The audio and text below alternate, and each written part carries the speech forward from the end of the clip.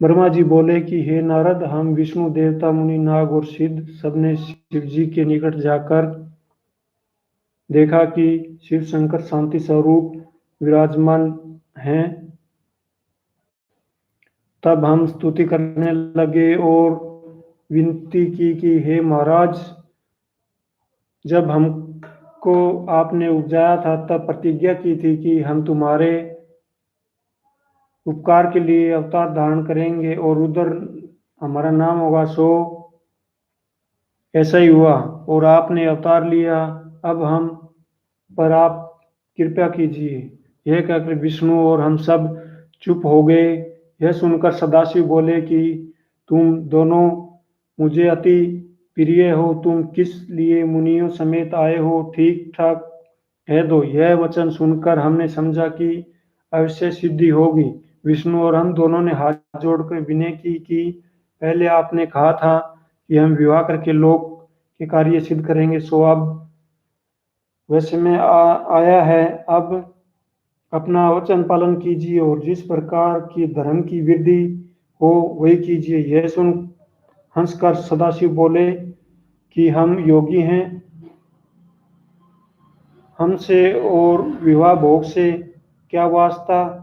हमारा शरीर अवधूत और हमारी सामग्री भी अशुभ है। हमको इसी योग में बड़ा आनंद है और इसी दशा में हम बड़े प्रसन्न हैं। देखो, लोक में विवाह से अधिक आनंद नहीं मानते, पर वह बड़ा कारागृह है, जैसा कि वेद कहते हैं, और जो बात मुझे नहीं भाती उसी को तुम कराते हो। अच्छा, तुम अपना वचन पूरा करने के लिए विवाह करेंगे, पर इतनी बात है कि जैसी स्त्री हम कहें उसी प्रकार की स्त्री तुमको ढूंढनी होगी, अर्थात वैसी ही हो जो हमारा तेज सह सके, गर्व दूर कर सके और महासुंदरी और कीर्ति युक्त हो।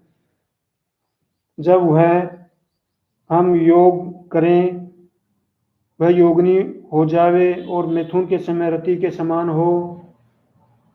फिर दूसरी बात यह है कि हमारी बात को और माने और सेवा करे। यह सुनकर हम और विष्णु ने हाथ जोड़कर विनती की कि आपके योग्य दक्ष प्रजापति की पुत्री है, जो आपका महाकठिन तप कर रही है। आप वहां चलकर उसको वरदान देकर आइए और उससे विवाह कीजिए। यह कहकर हम चुप हो रहे और सदाशिव हंसकर कहने लगे कि तथास्तु।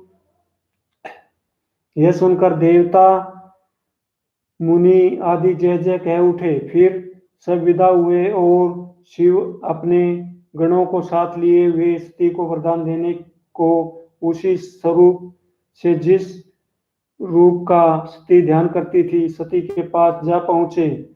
उस समय सती के मन से वह स्वरूप जिसका सती ध्यान कर रही थी गुप्त हो गया।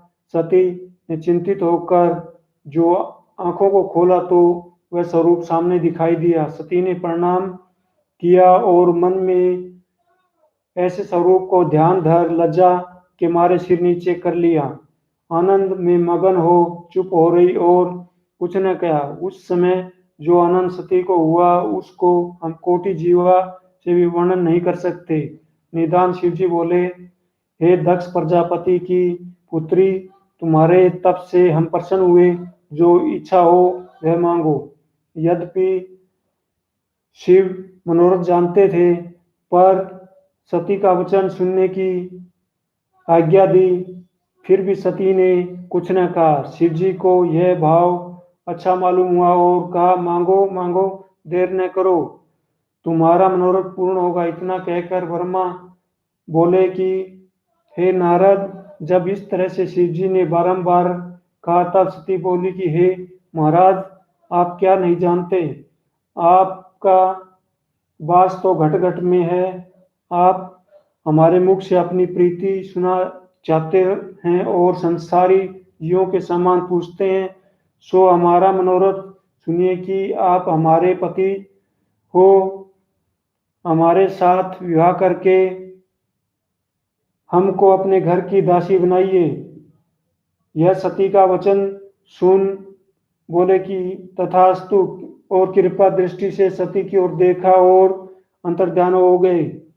इति 12वां अध्याय समाप्तम।